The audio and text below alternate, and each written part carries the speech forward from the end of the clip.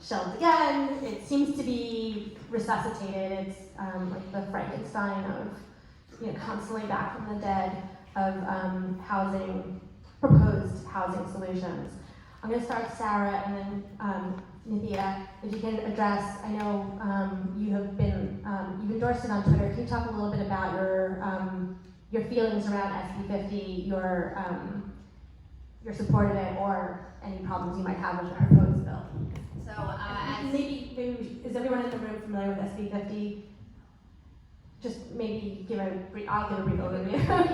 And I'm not a policy expert by any stretch here, but it's a proposed bill by the state, in the state legislature, that would encourage transit-oriented development. It would take away some power from local cities from preventing housing from being built, and put that power in the hands of the state to build and fast track housing around transit corridors. Did I sum it up correctly? Okay.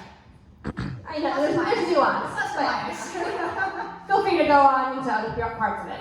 So as I was starting to talk about earlier, we are in a housing crisis. We are 500,000 units short of the housing we need in this city, and that has caused a major spike in rent. It has caused a spike in housing prices. It is why I could move here 20 years ago, find a $300 apartment, but the average one bedroom now is $2,400.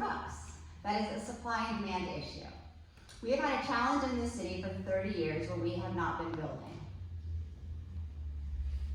It's really important to me that our communities have a voice in how we solve this problem. And I think just saying no to every idea punts the conversation out of our laps where we should be having it and cedes control to Sacramento. This new version of SB50 does one exciting thing that I think should help our city lead on housing. And that is it gives local communities 2 years to come up with a better plan. Here's what that plan looks like to me. Here's how I would figure out how to build this housing. We should be building the way we used to build. We should be building duplexes and triplexes and fourplexes that made our neighborhoods in this district so special to begin with, and that are keeping with the character of the neighborhoods they're in. Personally, I'd rather have a triplex next to me that's in keeping with character and scale to my house than a McMansion. We should also take every opportunity we can to build more densely on transit and to encourage people to use transit in those buildings, because if we're going to build 500,000 units, we cannot at the same time add 1 million cars. So I think on transit corridors, as we are building more densely, we have to get more serious about talking about parking minimums and making it super convenient for our transit to come quickly on those corridors so that we can rely on those services and the city can move comfortably forward. We have to do this because building more densely and building this inventory we need will not only address affordability. We know now that the housing in downtown, because they've built so much so quickly, has started to bring prices down.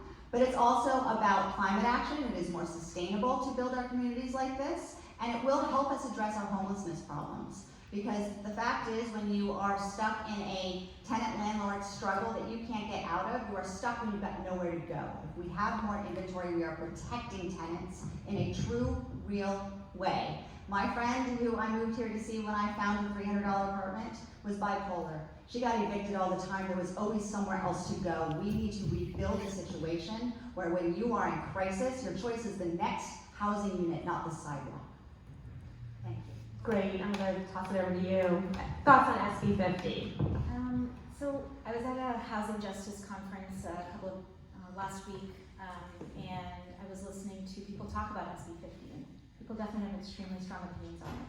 And I heard serious concerns in that room from tenants' rights advocates and for people who have been fighting for affordable housing on what the potential impacts of SB50 will be for them in terms of decreasing affordability in their neighborhoods, in terms of the displacement that they feared, and in terms of real estate speculation, which will drive up land prices and rents in their neighborhoods. I think these are important concerns to address. And I think it's important for City Council and for advocates locally to really fight and make sure that any version of SB50 that moves forward in Sacramento addresses those concerns to the fullest extent possible.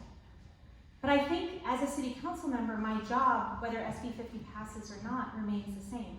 I think even the most fervent advocates of SB50 would not argue that it addresses quickly enough our homelessness crisis and our affordable housing crisis in Los Angeles. It will take many, many years before that housing can be built and before the trickle-down effect of having more housing on the market will actually have serious impacts on housing costs here, or on the kind of housing that will actually catch people as they are falling into homelessness.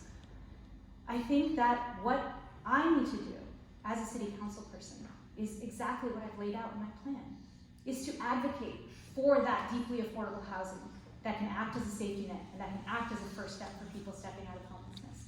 To make sure that any planning that is done locally ensures that every piece of land that the city owns, every building that is coming up, every plan that is made, prevents as much displacement as possible, does not increase rents for longtime residents of those neighborhoods, and make sure that there's as much affordable housing being produced as possible. And I think that that's what a legislation like this requires in city council, is someone who is watching out for our neighborhoods. I will also say that I think SB50 and the reason why it's happening is exactly the reason I'm running. I am sick of city council not taking action on the issues that matter to us, on pretending that they are powerless in the face of the biggest crises that we're facing. They are not. This is the most powerful council in the country. This is the most important council. And I think as a council member, I would use every bit of that power to advocate for a better vision for Los Angeles.